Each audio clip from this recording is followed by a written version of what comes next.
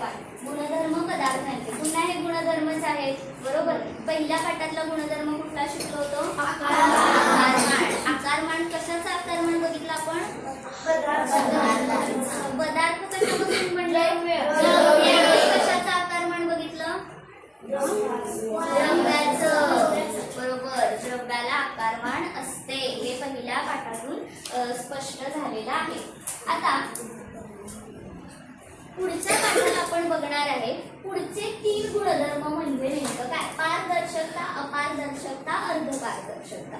आता त्याच्यासाठी मला 3 विद्यार्थी लागणार आहेत.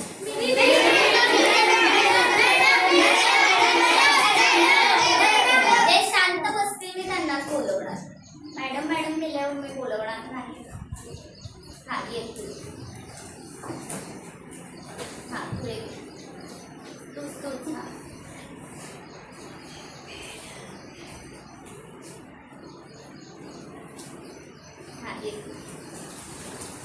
बघा आता तिघांना आपण 3 गोष्टी देऊया. ती गोष्ट तुझी असणार. ती हातामध्ये व्यवस्थित.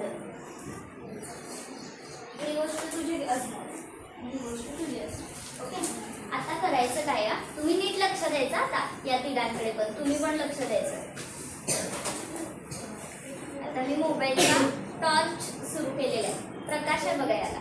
हा दिसतो सगळ्यांना टॉर्च? दिसतो.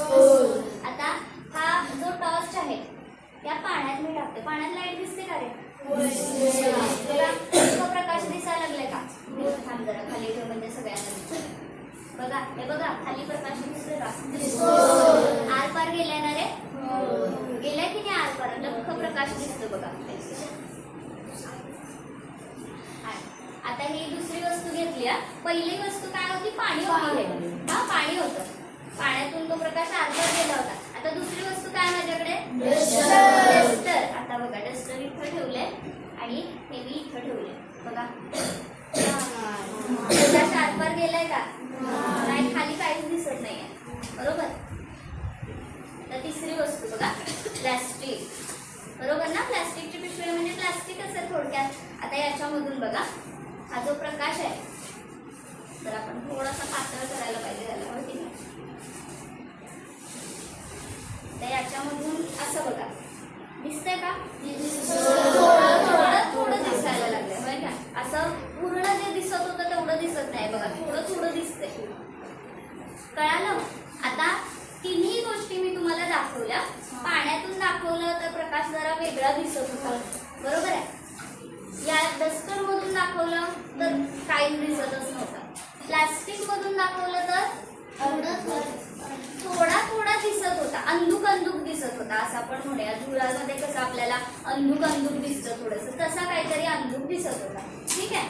तर तुम्ही आलात त्याबद्दल धन्यवाद.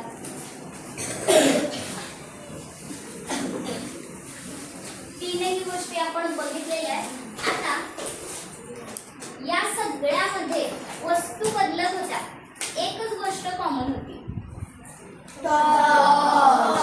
टॉर्च मधून काय बाहेर येतं? प्रकाश. कोणती गोष्ट कॉमन होती? प्रकाश ही गोष्ट कॉमन होती. प्रकाश आपण कशामधून पार करण्याचा प्रयत्न केला? पहिल्यांदा गेला आरपार गेला. म्हणजे प्रकाश हा पाण्यातून पूर्णपणे आरपार गेला.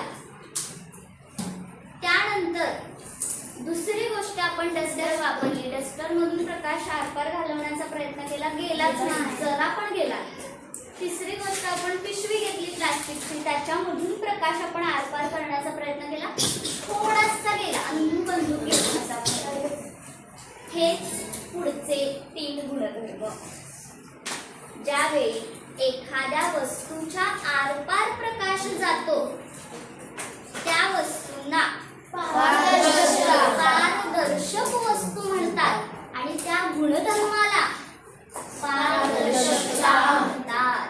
बघा म्हणजे पारदर्शकता हा गुणधर्म काय आहे? प्रकाश आरपार जाणे. लक्षात आलं? ज्या वस्तूंच्या आरपार प्रकाश जातो त्या वस्तूंना आपण पारदर्शक वस्तू म्हणणार आणि त्या वस्तूचा गुणधर्माला काय म्हणणार? पारदर्शकता. मग या 3 वस्तूंमधली पारदर्शक वस्तू कुठली? पाणी. बरोबर.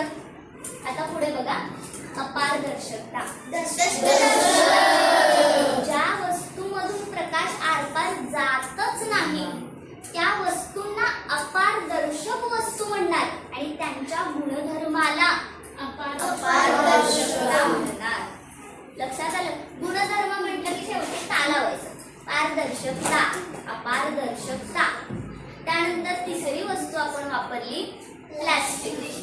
बरोबर. आता त्या प्लॅस्टिक मधून आपण प्रकाश आरपार घालवण्याचा प्रयत्न केला खरा, पण थोडासा झाला, अंधुक गेला. याचाच अर्थ कुठला अर्धपारदर्शकता. आणि त्या वस्तूला आपण काय म्हणणार? अर्धपारदर्शक वस्तू. लक्षात आलं सगळ्यांच्या? हे तिन्ही गुणधर्म समजलेले आहेत. हे तीन पदार्थांचे अतिशय महत्त्वाचे गुणधर्म आहेत.